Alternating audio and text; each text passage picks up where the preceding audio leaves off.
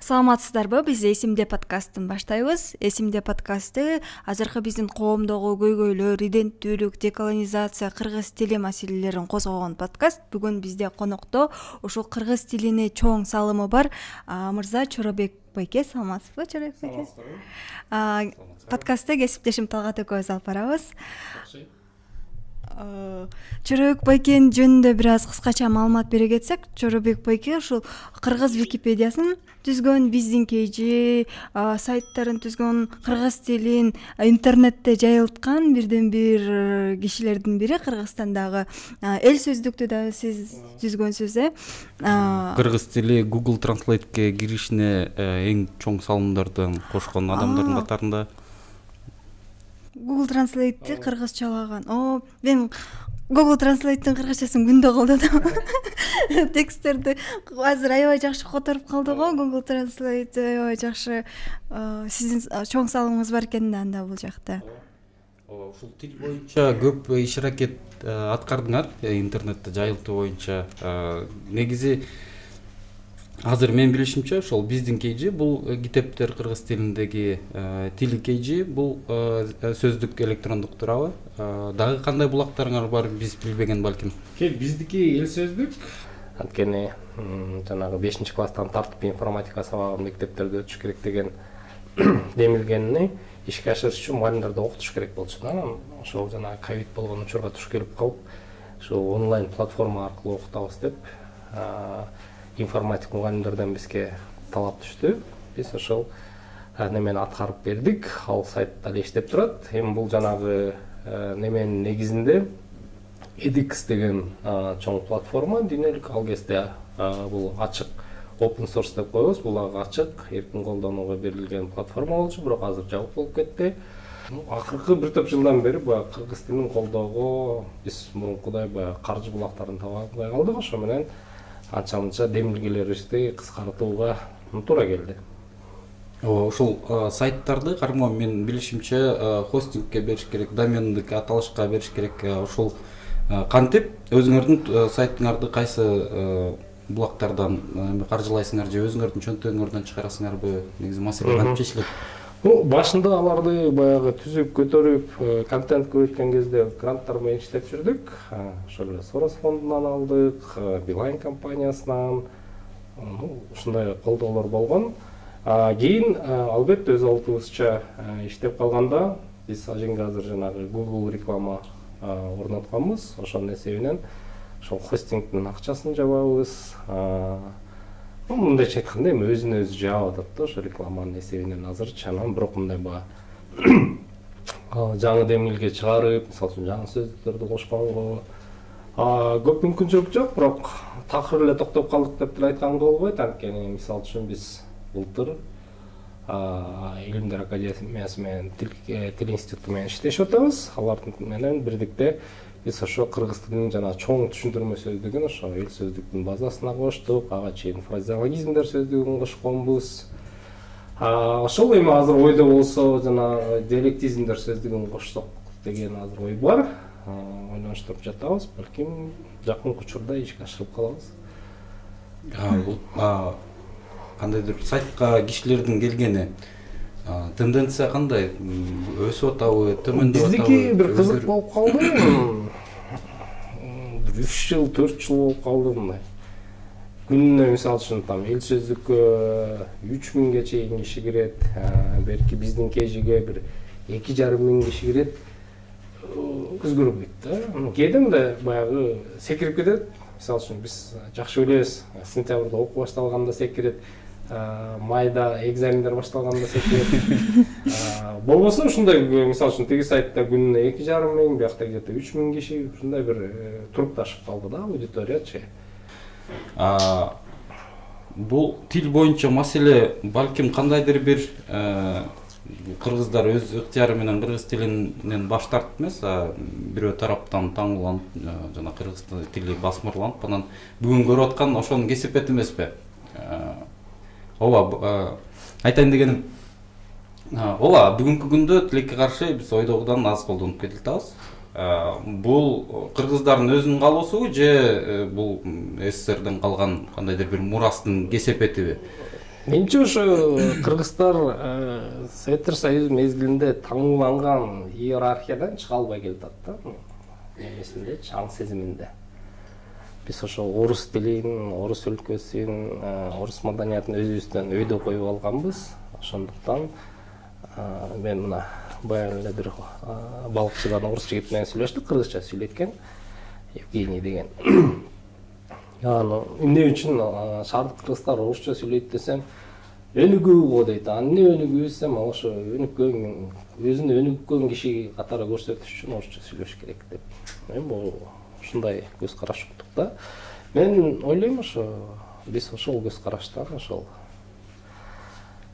мындайча айтканда бизге кийгиз койгон бир башыбызга таңуулап койгон калыптан жүрүм турум калыбынан чыга албай атабыз да. Болбосо мисалы үчүн мыйзамдык деңгээлде алганда кыргыз тили колдонушуна өнүгүшүнө бардык шарт бар. Бизде тилди өнүктүрүш керек десе эле биринчи эле мыйзамды өзгөртөбүз дейт. Азыркы бар мыйзамды карап көрсөңөр, ажында баары жетиштүү. Кыргыз тили өнүгүш үчүн баары жетиштүү. Сүйлөбөгүлө деп деле бизде эч ким тийган жок. Өзүбүз эле сүйлөбөй жүрөбүз го. Журек байке, билишимче ошол акыркы 20 жылдан бери эле сиз кыргыз тилин деп күйүп келесиз да. Деги эле бул тилдин эмне кереги бар? Эгер дүйнөдө бир эле тил болсо баардык адамдарга оңой болбойбу? Эмне үчүн тилге ушунчалык жакынсыз? Тилдин орду эмнеде?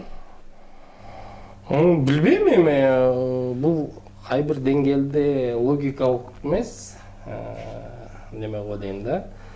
Киши баягы эмоционалдык, кай бир кандай дейбиз баягы жаратылыш менен чогуу келген деңгээлде сезип кылган иштерден го дейм да. Мисалы үчүн сиздин сурооңузга мен логикалык түрдө мындай болуш керек, мындай болуш үчүн мындай болуш керек деп так айта албайт элем да.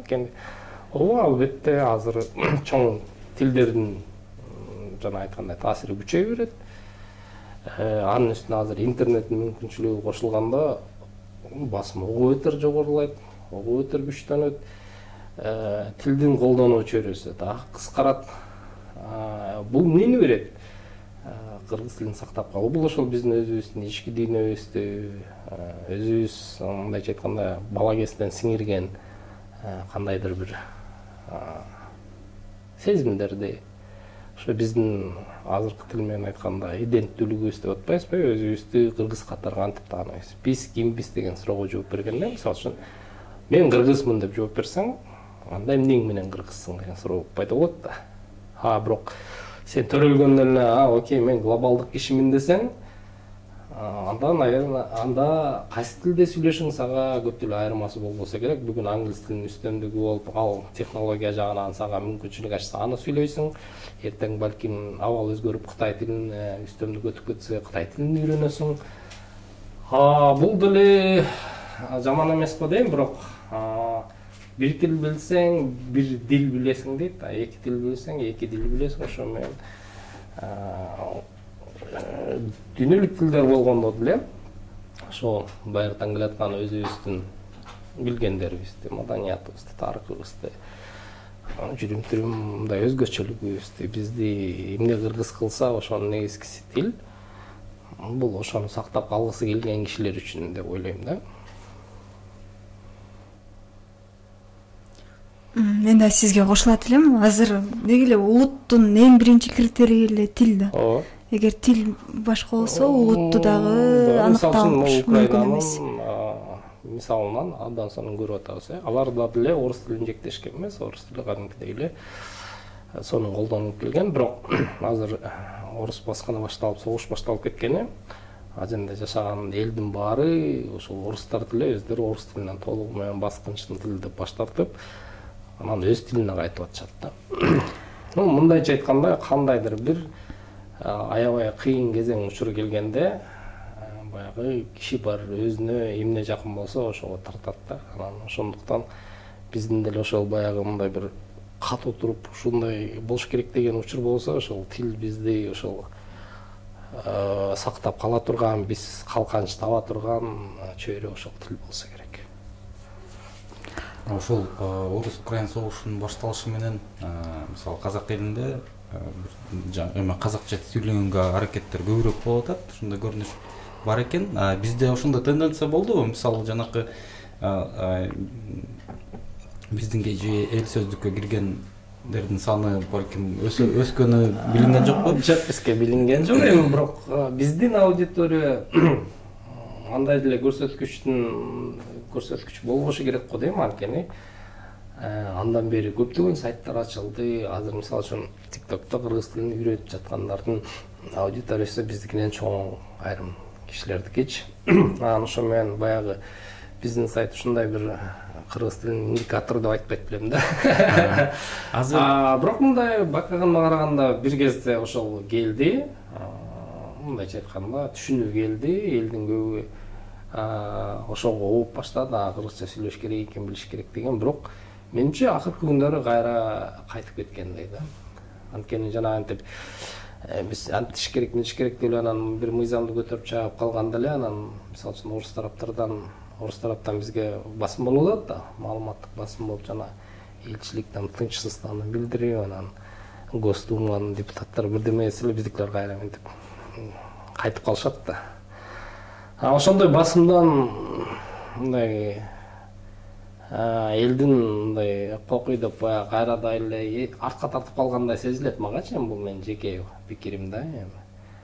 Ошондуктан айтам, мен жанагы биз бирдеме эле мыйзамды өзгөртүш керек деп ойлойм. Окей, мисалы үчүн кыргыз тилин өнүктүрүү программасы боюнча телевидениеда контенттин 50% кыргызча болуш керек деген мыйзам бар болчу.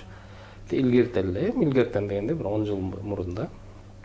Эми ошол аткарылып келди, аткарылбай эле келди да. Анан ошол процентти 50дөн эми аткарылбаган процентти 70ке көтөрүп койдук. Эмне өзгөрдү? Эчтеке өзгөргөн жок, бирок ошол эле учурда биз орус медиаларынын, орус мындайча айтканда саясий чөйрөсүнүн басымына, чабуулуна кабылдык. Бул кыргыз тилин жакшыртуу абалын менимче наоборот тескерисинче кичине неметти да, тизгиндеди. Анткени бизде ошол эле улуттук университеттин ректору сыяктуу кишилер орус тилин колдоого алган билдирүүлөрүн жасап чыгышты да. Ошол көтөрүлгөн, демилгендин артынан ага жооп болгондо ошондой кыргыздын өзүнө эми алардын да позициясын сыйласак болот. Алар айтып атат, кайсы тилде сүйлөштү биз өзүбүз билебиз депчи, өзүбүз тандайбыз деп.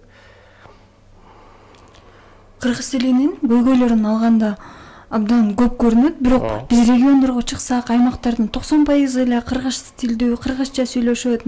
Бишкек же Каракол ушундай Кант сыяктуу эле кичинекей же борбор шаарда эле орусча сүйлөбөсө, бардыгы эле Кыргызстан боюнча бир 90-80% эле кыргыз тилдүү го, Бирок долотпайбы баягы англисче айтканда opinion maker дейт, чечим кабыл алган, пикир калыптандырган кишилер мамлекеттин саясатына, экономикасына, социалдык абалына таасир кылган мыйзамдар, ошол мыйзам чыгарган кишилер, аларды талкуулап ары бери өйдө же ылдый сүйлөгөндөр, ошондор эле орусча болуп атпайбы?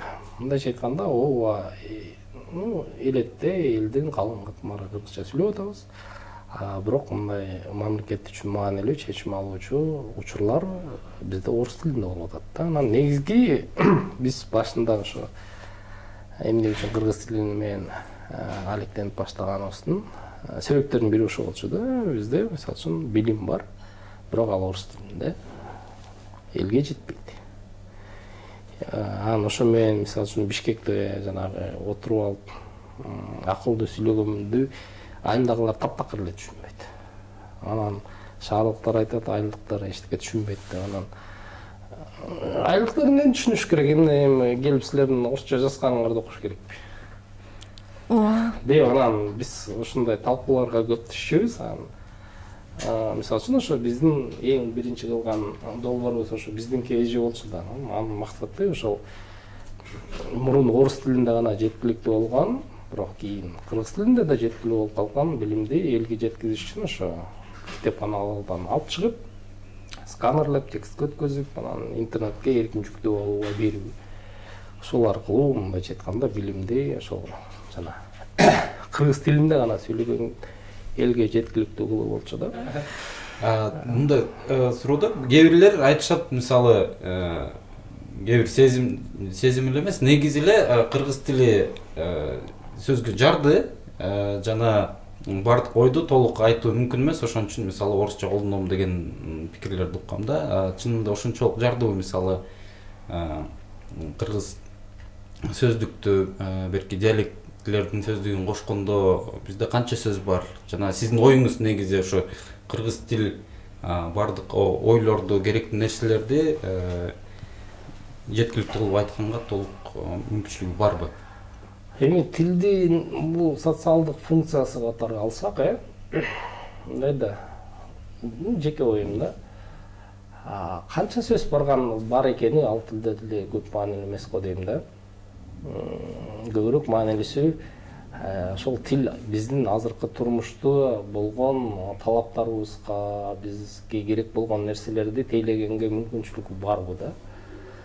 Ошол маанилүү го дейм да. Анткени мисалы үчүн азыр технологиялардын өнүгүшүнө байланыштуу күнүнө там жүздөгөн, миңдеген жаңы терминдер пайда болот да. Ошонун баарын кыргыз тилине кошулуп атабы, биз ошону кыргызча сүйлөгөндө колдонуп, өзүбүзгө сиңирип сүйлөп атабыз. Ошол маанилүү да. Ооба, лексикалык кор чоң болгону жакшы. Бирок чын-чынына келгенде ар бир тил деле элдин там 80-90% ошол күнүмдүк жашоосунда ошол сөздөрдүн бир канча дейт. Англис тилин билиш үчүн бир 3000 сөз керекпи, канчасы 1000 сөз керек, бир 10 000 сөзгө жетпеген сөздү билсең, күнүмдүк жашооңдо жашай аласың. Ошол сыяктуу эле го дейм да. Кеп жанагы кыргыз тили жарды, анан менин мындай оюмду чагылдырууга мүмкүнчүлүк бербейт дегенме, мен макул эмесмин. Биз мына котормочу деле болуп иштеп көрдүк, ошо Google Translate менен иштедик, анан Google'дун өнүмдөрүнүн интерфейстерин кыргызча котордук, ошол эле YouTube, Google Maps, ушул сыяктуу нерселердичи.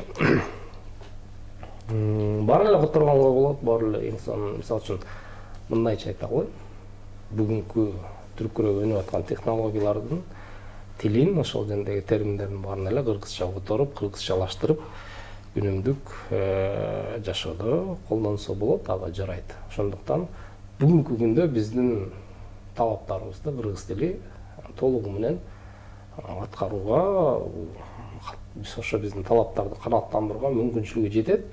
Эгер сиз кай бир деңгээлде аны өздөштүрө элек болсоңуз, ал жеке кишинин маселеси, бул тилдин маселеси эмес деп ойлойм. Бул чоң көйгөй окшойт. Биз көп сөздөрдү кыргызчага эле которгубуз келе берет да, кыргыздаштырып. Биз жөн гана ошол сөздү алып, адаптация кылып, тилибизди байытпай эле, ал эми которулган сөз такыр эле эл ичине кирбейт. Кандай болсо ошо боюнча эле колдоно беребиз да. Менимче ал заман кичине өтүп баратат, анткени биз ошол колу кычышкандардын арасында болдук да. Сөздүн баарын кыргызча кылабыз депчи. Жада калса ошо сервер, терминал деген сөздөрдөн бери кыргызчалаштырып ийгибиз келген учур болгон. Жеке байкоомдо ал нерсе өтүп баратат. Азыр мисалы үчүн ошол агайлар, эжейлер менен деле сүйлөшкөндө тилчилер. Эми ал мындай болду да, бизде баары эле орусча, кыргызча, анын котормосу жок, анын алагы жок деп эле ушундай пикир үстөмдүк болчу. Ошол эле өзүбүздүн илимий чөйрөдөгү ага эжейлери анын баарын кыргызча которгон болбойт деп эле отурушупту. Анан жок болот деп биз аны ошол баягы далилдейбиз келип баарын которуп өчүбүз да. Анан анткени күнүмдүк сөзүбүздө, күнүмдүк кепте ошондо орусча сөздөр көп болчу. Анын көбү азыр чыгып кетти, ордуна кыргызча сөздөр кирди, биз аны байкабай деле калдык да. Анан ошондон кийин жана антип күчкө салып баарын которууга аракеттери болгондон кийин анан натыйжасын көрөсүң. Ойлойсуң, окей депчи. Баарын которо берген болбойт экен.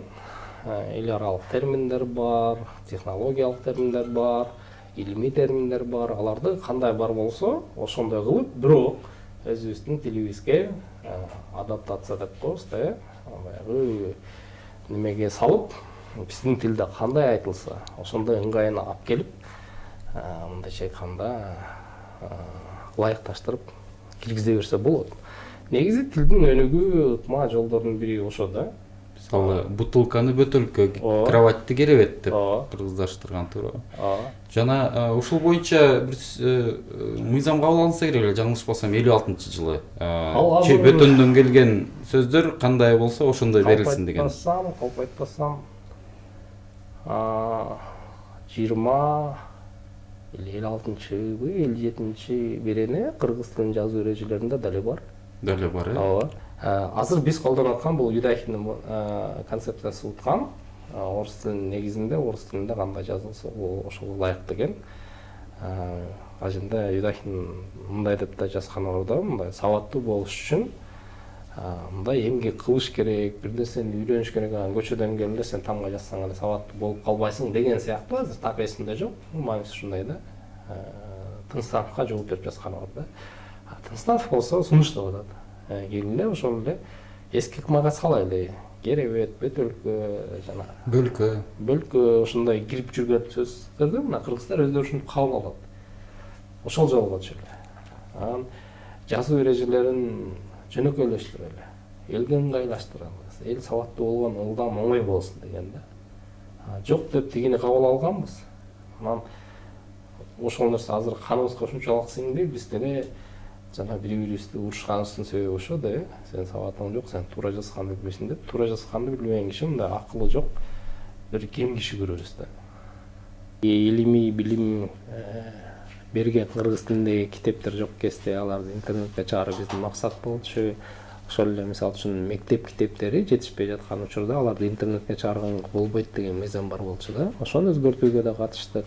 Ошонун аркасы менен мисалы үчүн китептердин электрондук форматы азыр интернет аркылуу жеткиликтүү да. Биздин ошол биздин KG сайты аркылуу жеткиликтүү. Биз ошол үчүн талаштык, тартыштык, скандал китептерди чыгардык. Анан илимий маалымат элге ылдам жетиш үчүн эң оңой жолу, эң майнактуу жолу бул Википедия экен да. Анткени сен бир сабагыңа керектүү бир нерсе издесең, издегенде эле биринчи кезекте Google ошо Википедияны чыгарып берет экен. Анан ошо менен биз Википедия менен иштедик. Википедияны антип жөнүнө маалымат кошпой эле анда байытыш керек. Бир нерсени кошуп коеюн десең, ошентип анан көп нерсени которууга туура келди. Которгонго сөздүктөр керек болду. Сөздүктөрдүн баарын жыйнап, биринчи кезекте өзүбүзгө ылайыктуу ошо эл сөздүктү түздүк. Ар кандай сөздүктөрдү бир жерге бириктирдик.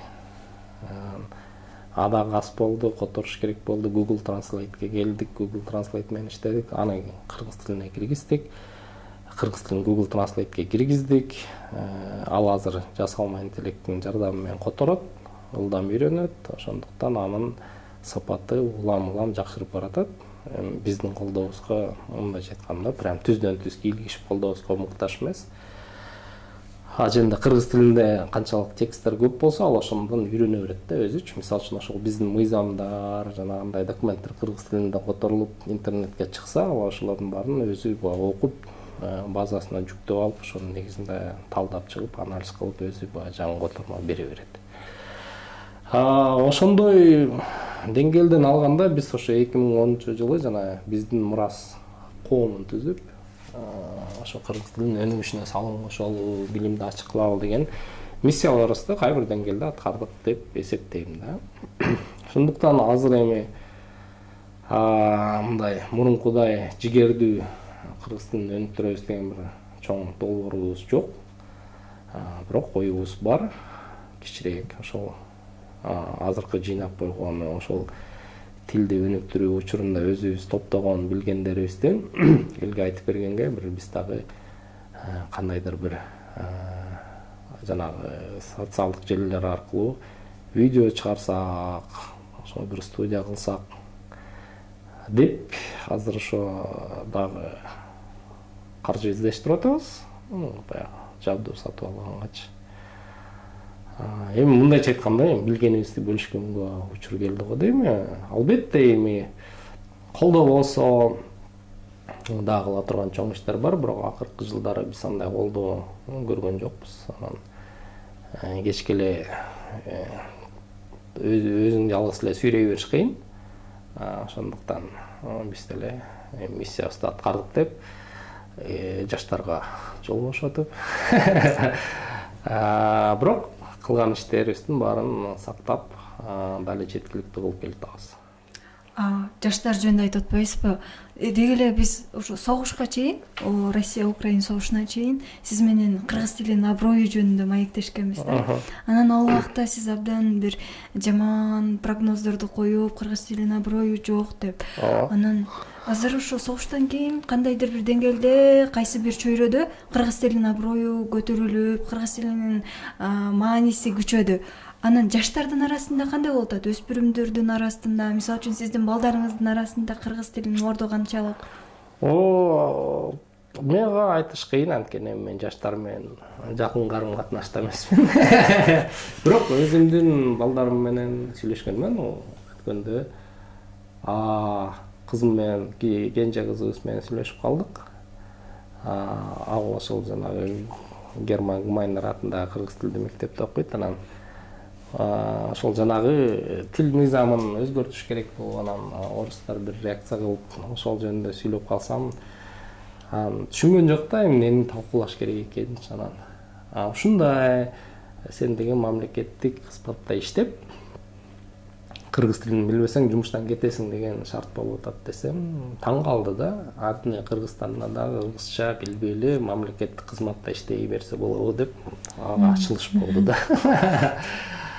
Демек, мен ойлойм, ошо балдардын, жаштардын ошо кыргыз болуу, биз Кыргызстанда жашап атабыз, биз кыргызбыз деген деми болсо, демек келечектен үмүт бар. Бирок эми сиз көрүп атсаңыз керек, балким Талгат көрүп атат, бирок эми баягы менин чөйрөм жаштарга көп жакын болбой калгандыктан мен аны мындай жана айткандай да, согуш башталганда мен сезгем, бирок менимче азыр кичине кайтып кетти. Эми бул менин жеке пикирим. Ал эми Кыргызстандагы башка улуттардын тилинин абалы кандай? Мисалы үчүн өзбек тили. Өзбектер бизден катарда өзбектердин пайызы орустардан алда канча көп да. Бирок мурун билишимче 11-класс бүткөндө жалпы республикалык тестте өзбек тили бар болчу. Кийин алып ташты. Анан өзбек мектепти окуп бүткөндөн кийинки ошо өзбек элинин кийинки тагдыры кандай болот? Кайсы жакта окушат, кайтип тест беришет? Эми эл деген сөз, өзбек эли дегенде мен Өзбекстанда жашаган элди түшүнөм. Кыргызстандагы өзбектер. Эгер кыргыз эли десек, анда бул кыргыз жарандарын түшүнөм да менчи. Жарандар деп эле жалпы. Кыргыз жарандары мен үчүн кыргыз эли да. Демек кыргызча үйрөнүш керек. Болгондон кыргызча билүүгө менимче баары милдеттүү. Бирок андан сырткары сен өзүң эне тилиң катары өзбек тилин үйрөнөсүң, орус тилин үйрөнөсүң, татар тилин, дунган тилин үйрөнөсүң, ал сенин жеке тандооң, ага эч ким чек койгон эмес. Мен ушундай деп түшүнөм. Анткени мисалы үчүн Өзбекстанда деле кыргызча мектептер бар. Тажикстанда кысып атса керек, бирок аякта да бар. Мен өзүм деле барып көрүп келгем. Алар бизге өз эне тилибизди сактаганга мүмкүнчүлүк берет. Бизде жашап аткан этникалык топторго алардын өзүнүн эне тилин сактап, маданиятын өнүктүрүүгө мүмкүнчүлүк беребиз. Менимче жакшы нерсе. Жаңы технологиялар ушу кыргыз тилин интернетке жайылтуу боюнча кандай ролу бар? Мисалы, негизи интернетке таратуу боюнча кыргыз тилин иштер аябай көп экен. Мисалы, ChatGPT чыкканда мен эмес, кийинирээк сурап көрдүм да, бурана жөнүндө эмне билесиң, айтып бер десем, кечиресиз, мен жалпы эле үйрөтүлгөн программамын, мен ар бир мисалы киши же бир маалымат жөнүндө так айтып бере албайм деп. Макул, анда Нотр-Дам де Пари жөнүндө айтып бер десем, ал жакта кол тойгон статья жазып берет да.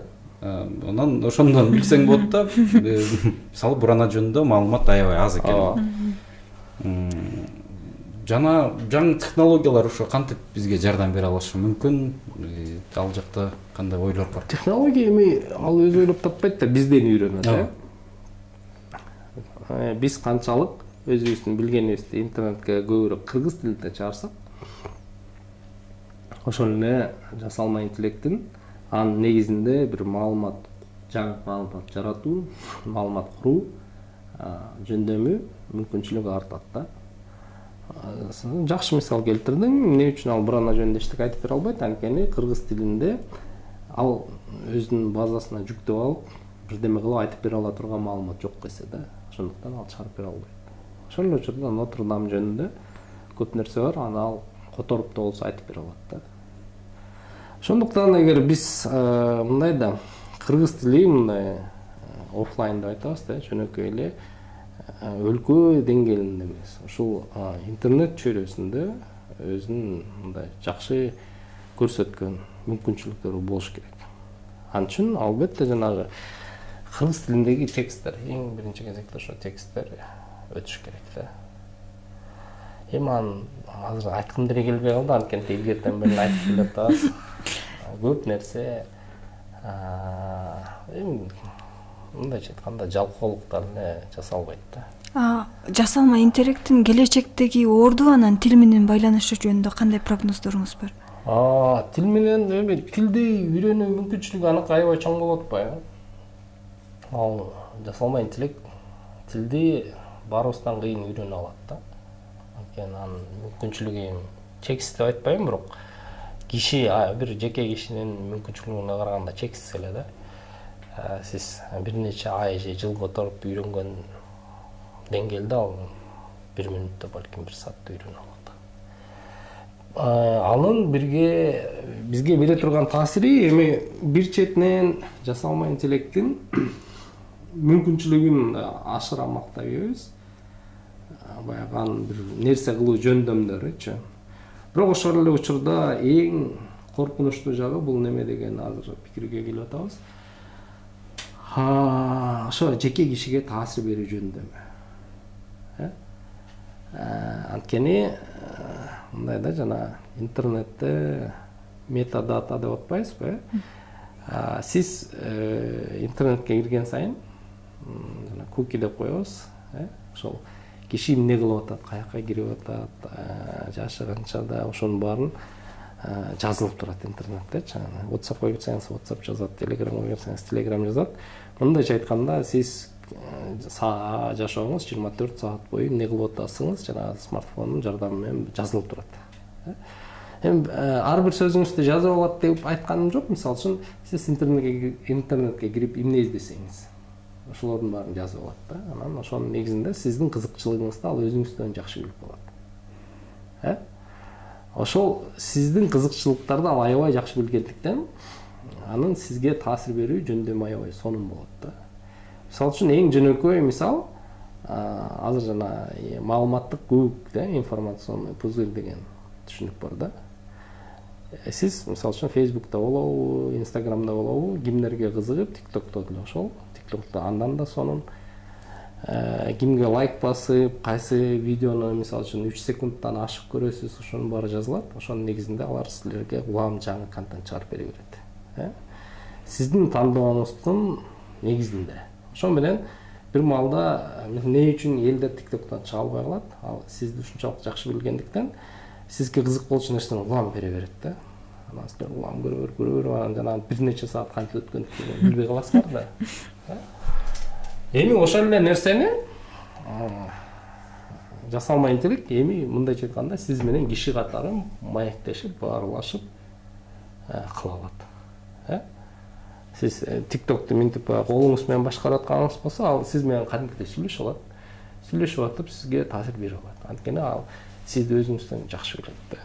Качан эмне издедиңиз, эмнеге кызыктыңыз, илгеркиңерден бери жазып билип турат да. Анан ошол аркылуу кишинин тандоосуна жасалма интеллект чоң таасир бере алат да.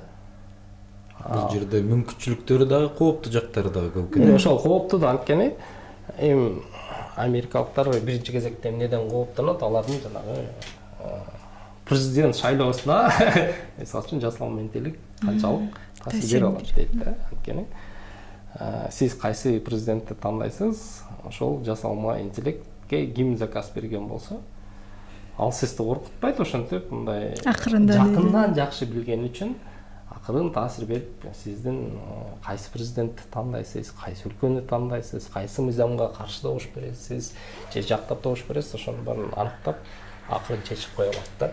Ошол жагы аябай коркунучтуу. Ошондуктан жасалма интеллекти көзөмөлдөөнү мындай колго алыш керек деген ойлор азыр айтылып атат да. Мындайча айтканда жанагы медиалар айткан баарыбызды иши жок калтырат деген ал кийинки маселе. Мисалы үчүн мындай жалпы текстте курап койгон ал бир маселе. Анан бирок мындай чыгармачыл текст жазган. Ага азыр эми ал жете элек деп атат, эми бирок менин жеке оюмда ал ылдам эле жетет. Мүмкүнчүлүгү чоң. Биринчи кезекте ошо кишиге сиздин маалыматты билген аркылуу таасир кылуу мүмкүнчүлүгү чоң болгондуктан коомдорду ойнотуп мындай каалаган жагына буруп кетүү мүмкүнчүлүгү чоң да. Балким ошон үчүн Америка менен Кытай азыр аябай чоң каршылыкта турушат да. Мисалы үчүн Америка жасалма интеллекти үйрөткөн жагынан Кытайдан калып калды да. Себеби Америкада жеке кишинин маалыматын колдонуш үчүн көп мыйзамдык тоскоолдор бар да, жеке маалымат корголот. Кытайда андай жок. Кытайда сурабай эле сени 24 саат бою камералар бою менен аңдып эле бит жаздырып алып, ошонун негизинде сенден сурабай эле колдоно берет. Анан мисалы үчүн аларда ошонун негизинде жанагы неме деген бар да, социалдык кредит деген. Эгер сен өкмөткө жаксаң, сен жүрүм турумуңду такайып баалап турат. Сен кредит ала аласың, окууга өтө аласың, жумушка орношо аласың. Эгер сен жүрүм турумуң бийликке жакпаса, сен сага кредит берилбейт, жумушка алынбайсың, окууга өтпөйсүң деген сыяктуу социалдык бир жолбунга айланасың да. Ошондуктан жасалма интеллекти бийликтин дагы бизди көзөмөлдөө, бизди башкаруу үчүн колдонуусу аябай бийликке чоң мүмкүнчүлүк ачат да. Ошондуктан жана немелер америкалыктар кыйкырып атышат да, биз ошо жана жеке маалыматты коргойбуз деп атып, жасалма интеллекти өнүктүрүүдө Кытайдан калып атабыз депчи. Анткени жасалма интеллект ошо ал ылдам өнүгүш үчүн эң биринчи кезекте ошо маалымат керек да, база керек. Америкалык компаниялар аны анчалык оңой таба алышпайт кытайлыктарга салыштырмалуу. Ошондой доорго келип атабыз. Эгер мамлекетке бир диктатор келип калса же бир Гитлердей бирөө келип калса, жасалма интеллект аркылуу баарын башкарып, абдан коркунучтуу. Кытайда эми болуп атпайбы, бул фантастика эмес, болуп аткан нерсе да. Ошон үчүн жана 1984 деген китепти сөзсүз окуп чыгыш керек да, азырчы. Ооба кызыктай эме, мындай фантастика эмес, азыр мындай кандайдыр бир диктаторлорго инструкция катары окулат го. Анан биздин президент администрациясы дагы күчтүү компьютер алды дейт. Камералар иштей баштады. Биздики дагы ушундай тенденция бар окшойт деп коем. Бизде Кыргызстанда негизи көп видео камера турат. Бизи кимге иштеп атканын билбейсиңер. Мисалы үчүн 1-2 жыл мурун интернеттен карап көрсөңөр болот. Бизде Кытайдын ошо жанагы жүзүнөн таануу үчүн колдонуп жүргөн камералар орнотулган да. Биздин өлкөдө. Алар ошо бизди мындайча айтканда жүзүбүздөн таанууну үйрөтөбүз деп коюп, мындайча айтканда алар биздин эмне кылып атканыбызды азыр көз салып, өздөрүнүн базасына жаздырып эле жүрүшөт. Орусиянын деле камералары ошондой иштеп атат. Мына баягы бир Орусияда иш козголгон экен деп бир активист кызды кармашты. Жүзүнөн таануу камералары аркылуу канча киши деди, калп айтпасам 50ден ашык кишини тааныды дешти. Ал кишилерге Россияда ошо кылмыш иши козголгон деп, алар качып жүрөт биякта деп, аларды таанып бияктан таап атышат да. Анан эмне үчүн жана жеке маалыматты коргоо маанилүү дегенде, ушундай учурларга маанилүү да. Мисалы үчүн сизден сурабай эле ар ким сизди тартып алып, сизди изилдеп, өзүңүздөн жакшы билип, анан ошол аркылуу манипуляция кылуу мүмкүнчүлүгү аябай чоң болот да. Ошон үчүн батыш өлкөлөрүндө жана бузулган деген өлкөлөрдө жеке маалыматты коргоо мыйзамы аябай катуу турат да. Европада, Америкадан катуу турат. Бизде кандай деңгээлде билбейм да. Андегиле мыйзам барбы бизде жеке маалыматтарды коргоо тууралуу? Негизи мыйзам бар. Мисалы үчүн сиз биометрикаңызды тапшырганда, жана түндүккө кошулганда ошонун сиздин жеке мыйзамдарыңызды куруу боюнча алар өздөрүнө жоопкерчилик алышат да. Эсиңерде болсо, мисалы үчүн баягы бизде Самара Гейт деген болгон, акыркы Жээнбековдун шайлоосундагы, ошо шайлоо системасын тейлеген серверлерге кошулуу мүмкүнчүлүгү бар депчи. Клоп ызылдаткан, ошондой да. Антип тымызын ошол баягы жеке маалыматтарды кантип колдонуп, ошонун негизинде, мисалы үчүн шайлоого кандай таасир берсе болот, көрсөткөн жакшы кейс да, жакшы учур. Биз балким андай тымызын кандайдыр бир долбоор программаларда бардыр. Бирок антейин десең, бир маалдарда борбордук шайлоо комитети бардык шайлоочулардын тизмегин ачык интернетке жайгаштырып койсо керек эле. Аты жөнү, дареги, кайсы участок. Азыр деле ачык болсо керек. Жаңылышпасам, балким биз билебиз, бирок биздин баардык маалыматыбыз Москвада дисктер менен сатылып жүрөт да. Ошо Москванын баягы Лужники деген базарында мен эсимде, биз студент кезде шайлоолор башталганда ошо шайлоочулардын паспорт маалыматтары дисктерге жазылып сатылчу да. Таң калыштуу, бунун баары тең ошол эле кайра репрессивдик машиненин чырагына май тамызып, ишин жеңилдетчүдөй да. Анан кайра эле бийликке жакпаган маалымат кимде болсо, ошолорго жакпаган адамдарга жазалоо табуу же кандайдыр бир илинчектерин издөө оңоюраак болуп калат экен да. Мындайча айтканда, жеке кишинин укугу чектелип, мамлекеттикке артык да. Негизи ушуга артат. Жана Америкада мамлекеттик кызматкерлерге смартфонуна TikTok орнотконго тыюу салынды. Неге дегенде TikTok жана антип сизде маалыматыңызды чогулта берет, анан ошол аркылуу сизге таасир берүү мүмкүнчүлүгү көбөйө берет да.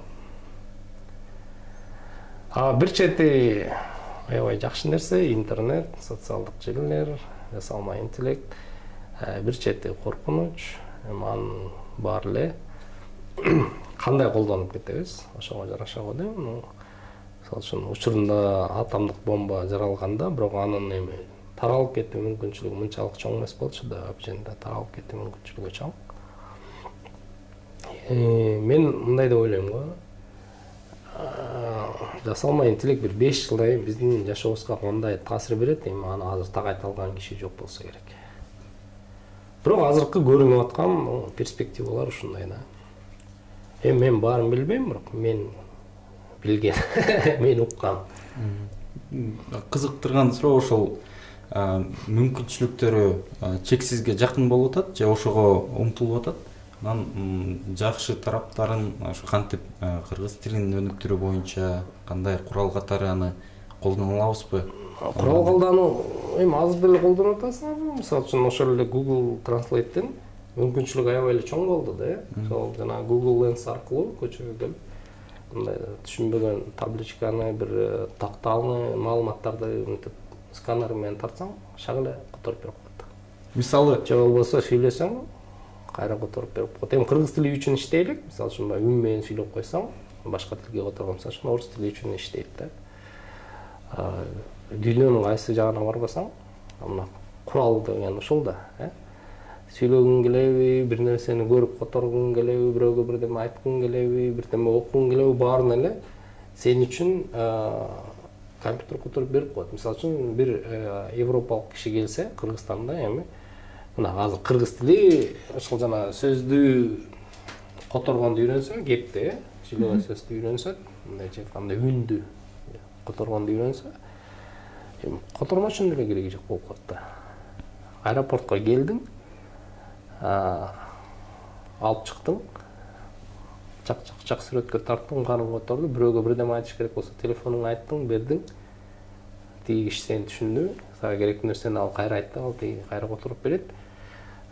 Табличкалардын, ушундай маалымат такталардын жардамы менен сен өлкөнү бүт көрүп, өз алдыңча биякта жашап жүрсөң болот да.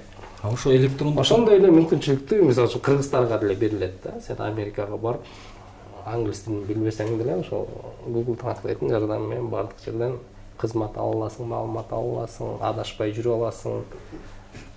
Менимче жакшы эле мүмкүнчүлүк. Эми баары эле ким аны кандай колдонот ошого жараша дегенде. Дагы бир суроо, ушу электрондук котормочулардын деңгээли кайсыл даражага жетип калды? Анан сиз жана айтпадыңызбы? Жасалма интеллект бул кыргыз тилинде болгон маалыматтарды чогултат деп. Анан кандайдыр бир ошол аркылуу Кыргызстан тууралуу кыргыз тилин үйрөнөт жана Кыргызстан тууралуу үйрөнөт.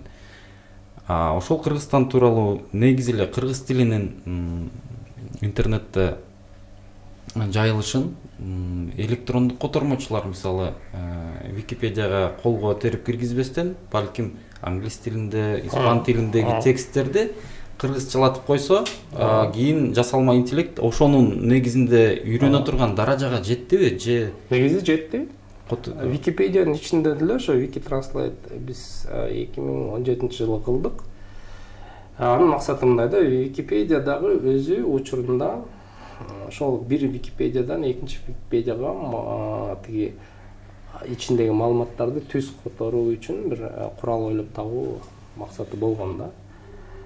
Анын келип чыгуу идеясын деле ошол жигиттердин бири ошо кыргыз википедиячыларынан менден түшкөн дейт да. Анткени мен баягы ошо википедиячылардын жыйынына барганда айткам да, биз кичинекей тилбиз, бизге мындай курал керек. Биз ошо англис тилиндеги макаланы алып эле түз эле которуп өзүбүздүн Википедияга кошо алсак депчи. Ал курал азыр кандай иштеп атат? Чынын айтайын, кабарым жок. Бирок биз ошо 2017-жылы Wikitranslate деген долбоор кылганбыз. Анын максаты ошо бир четинен Википедиянын ошо которуу куралын үйрөтүүгө база берүү, ошол эле базаны биз кийин Google Translate'ке да өткөзүп бергенбиз да, ошондон үйрөнсүн депчи. Биз бияктан калп айтпайм бир 7-8 котормочу жалдадык кыргыз тилине. Англис тилинен Википедиясындагы макалаларды алдык. Мисалы үчүн Гарвард университети, Оскар сыйлыгы, там Дженнифер Лоуренс кийим ушул сыяктуу. Мындайча айтканда, поп маданияты өкүлдөрү жаштарга эмне кызык болушу мүмкүн? Илим, технология боюнча бир 1000 макала дедик го. 1000 макаланы алып кыргыз тилине котордук. Ошол нерсе аркылуу кыргыз тилинин ошо өзү кызыктуу болот деген маалыматтарды Википедиядан алып түз кайра которуп киргиздик да. Айтайын дегеним, ошондой кылып эле үйрөнө берет. Жасалма интеллекттин мындайча айтканда текшерилген жолу, ал аны колдоно алат деп ойлойм. Балким Википедиянын котормо куралы деле азыр жакшы иштеп калышы мүмкүн. Анткени ошо жанагы ChatGPT сыяктуу жасалма интеллекттин негизинде иштеген немелерге, программаларга эмне керек эле? Ал жанагы эсептөө ресурстары, эсептөө мүмкүнчүлүктөрү керек. Андай эсептөө мүмкүнчүлүктөрү азыр кенен. Акчаң болсо ошол эле Amazonго төлөп коюп же Google'га төлөп коюп алардын ошо жанагы эсептөө мүмкүнчүлүктөрүн, графикалык карталарды ушуларды колдонуп иштей берсе болот. Албетте, ал ошол тиги берки тилдердеги маалыматты өзүбүзгө оодарып алып, анын негизинде билимдүү болууга аябай чоң жол ачат. Жасалма интеллекттин же ChatGPT'нин бул чыгармачылыкка болгон коркунучу канчалык? Азыркы күндө көптөгөн китептер жазылып атат, диссертациялар жазылып атат. Эми ChatGPT диссертация жасалса, ChatGPT ошол диссертация ChatGPT'нин жардамы менен жасалдыбы текшергенге да мүмкүнчүлүгү бар да. Антиплагиат сыяктуу эле программа болот. Мисалы үчүн биз ошо ChatGPT'нин мындайча айтканда жасалма интеллекттин жардамы менен жазылган иштерди кабыл албайбыз деп айтат. Бир программист ошону текшерген жана антиплагиат жазып берет, болду. ал ошо менен чектелет да. Чектелет ошол менен. Чыгармачылык алган. Азыр эртең бүгүн кандай болот? чектелби Ал жанагы хакерлер менен системный администраторлор сыяктуу да, атаандаштык күчөйт. Ошондой эле атаандаштык киши менен неменин ортосунда күчөйт го дейм да. Жасалма интеллекттин. Мисалы үчүн азыр деле жасалма интеллект жана компьютер generated picture дейт го, сүрөттү тартпай туруп өзү мындай түзүп бере алат да. Музыкаларды неметип атат, сүрөт. Анан мисалы үчүн киши фотоаппарат менен тарткан сүрөт менен жасалма интеллект өзүмдүк оюндан чыгарып койгон сүрөттүн айырмасы азыр уже жок нерсе болуп калды да. Айырмалаш кыйын. Ал үчүн адис болуш керек. Анан менимче чыгармачылыкты айтканда, ооба, атаандаштыкты бурчутат. Эми элди таң калтырыш үчүн мындайча айтканда чат GPT'дан кишини акылдуураак болуш керек да. Жаңы нерсе ойлоп таба алыш керек. Мисалы үчүн бизде жана TikTok'та элдин баары жаман көрөт, мен тескерисинче жакшы көрөм. Менимче TikTok, азыркы TikTok бул ошол эле Википедия. 2000-жылдары Википедия кандай болсо, TikTok деле ошо да. Окшош жери элдин салымы менен жана ал жерде жанагы неме деп коет го. User generated content деп UGC. Бул жерде ошо болот да. Википедиянын негизги ийгилик себеби ошол ар бир киши аженге илимий болсо дагы салым кошо алганга мүмкүнчүлүгү болгон да. TikTok деле ошондой болуп атат. Ар ким өзүнүн видеосун тартып, устачылык болобу, бизнес болобу, эч кандай чектөөсү жок. Ар ким өзүнүн чыгармачылыгын бөлүшө алат да. Ошол негизинде аябай чоң массив жөндөмдөргө үйрөтүүчү, билимге үйрөтүүчү, бизнес кылуучу мүмкүнчүлүктөр ачылып атат. Ошол жерден мен жанагы эмне үчүн Википедия 2000-жылдардын башында ушунчалык популярдуу болчу. Азыркыга чейин деле дүйнөдөгү эң чоң ресурстардын бири да. Топ 10го деле кирсе керек. Акыркы 2 жылы текшерилген. Ал бирок 2 жыл мурун ошо топ 10 ресурстун ичинде Википедия бар болчу да. Бирок азыр TikTok андан ашып атат. Мен мындай деп айтат элем да. TikTok ошо Википедиянын видео варианты да. Бирок Википедиядан чоң тексттерди окуйсуң, а TikTok'то 10-15-20 секунд, 30 секунддук концентрация жоголгон жокпу? Азыр Instagram, кечиресиз, TikTok'то калп айтпайын 10 мүнөткө чейинби, же 15 мүнөткө чейинби, же 18 мүнөткө чейинки видео киргизсең болот. Бирок анын көрүүчүсү аз болот. Көрүүчүсү аз болот. Биз кыска видеолорду көрүп атып, азыр узун видео көргөнгө концентрациябыз жоголуп кетти окшойт. Жанагы сиз информациялык көп деп атпадыңыз беле? Сиз TikTok'ко ошондой Википедия сымал маалымат булак катары колдонуп болушуңар керек. Өткөндө бир депутат айтып чыкты, ал жакта уят свет жок немелердин баары чыгып. Сиз эмне көрсөңүз ошо чыгат да. Алгоритм ушундай. Анан бир жактуу эле мисалы Википедия көбүнчө бул кандай расмий маалыматка жакын маалыматтар чыгат. Эми аженде энциклопедиялык маалымат эми ал жагынан алганда албетте TikTok бөлөкчө, бирок мен айтайын дегеним ошол ыкмасы бир, мамиле бир да. Ар бир адам жеринде дагы ар бир адам салым кошо алат. 2000-жылдары маалымат бөлүшүүнүн негизги жолу текст болчу. Азыркы учурда маалымат бөлүшүүнүн негизги жолу видео. Википедияда чоң маалымат, мондай чоң артикл, макала жазылат. Бирок анын тарыхына кирип карасаңыз, ошол макала бир 5-6 жылда, балким 10 жылда жазылган. Аженге мисалы үчүн 10 киши, балким 100 киши салым кошкон болот. Жана TikTok сыяктуу ар ким келип өзүнүн билген кичинеден кошо берип, ошондон бир чоң жакшы макала кура алат да. Жана сиз бир нече секунд деп атпайсызбы? Ошондой да. TikTok деле ошондой да. Мындай бир ар ким өзүнүн билген кички нерсесин аякка кошуп атат. Балким бир нече жылдан кийин ошол майда чүйдө немелерден, видеолордон мындай бир маалыматтык кылып куралган жаңы видео чыгарган балким бир нерсе чыгат да. Чырыбек байке, чоң рахмат, абдан кызыктуу маек түзүп бердиңиз. Ошо менен биз эсимде подкастын аяктайбыз. Эмкеде жолугушканча жакшы туруңуздар. Аман болуңуздар. Жакшы туруңуздар.